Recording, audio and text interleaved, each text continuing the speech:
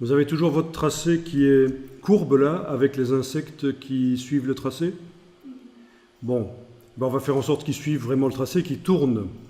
Donc pour ça, toujours en n'ayant rien qui est sélectionné, vous allez double-cliquer sur votre broche diffuse. Vous avez ici rotation fixe, on peut la laisser en fixe, et rotation relative à page.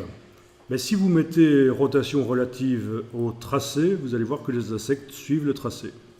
Donc la différence est flagrante. Ça c'est sympa.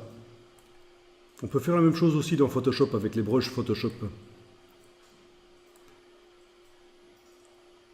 Faire en sorte que l'objet tourne et suive le trait de pinceau. Enfin voilà l'équivalent dans Illustrator. Alors, rotation aléatoire, ben ça ne change rien dans un premier temps par rapport à fixe. Mais vous allez pouvoir amener des variations. Vous allez pouvoir dire, tiens, de temps en temps, il y a un insecte qui va regarder un peu plus à droite et un autre un peu plus à gauche.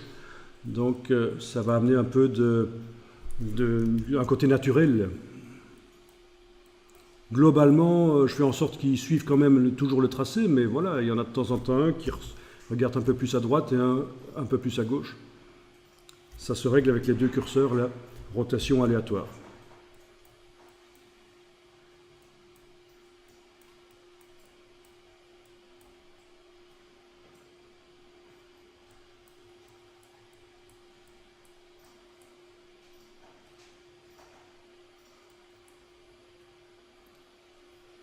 Alors vous voyez dans les autres options qui sont là, il est possible que chez vous, en dessous de aléatoire, il est possible que chez vous ce soit grisé. Est-ce que vous avez les autres options qui apparaissent là comme ça?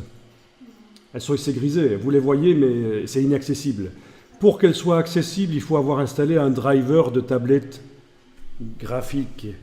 C'est-à-dire qu'avec une tablette graphique et un stylet, je peux faire varier la rotation, par exemple dans ce cas-ci la rotation, par la pression du stylet sur la tablette, ou par l'inclinaison du stylet. Avec certaines tablettes un peu plus pro, l'inclinaison, le fait que le stylet soit plus ou moins penché sur la tablette est repéré.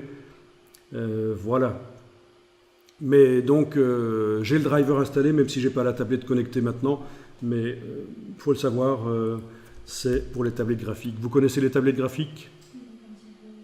Donc voilà, il y a une marque qui est...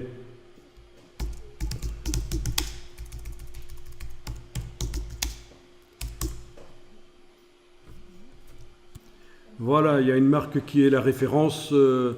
En général, je ne suis pas pour pousser pour une marque, mais force est de constater que dans ce domaine-là, ils ont une expérience quand même assez grande et on en trouve pour pas cher.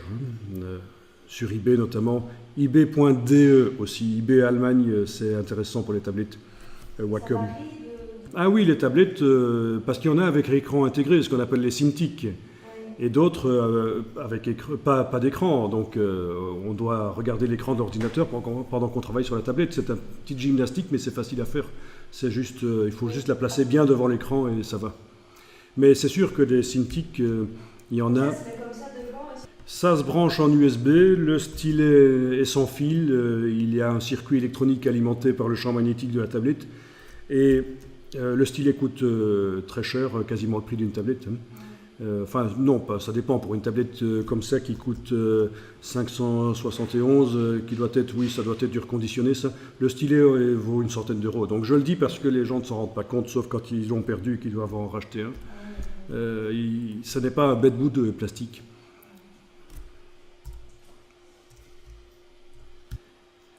Franchement, pour un graphiste, je conseille. Je conseille de faire l'investissement d'une cinquantaine d'euros ou une centaine. Dans une petite tablette, c'est un minimum. Donc j'ai cliqué sur OK, même chose, je clique sur appliquer au contour et je vais enregistrer le document.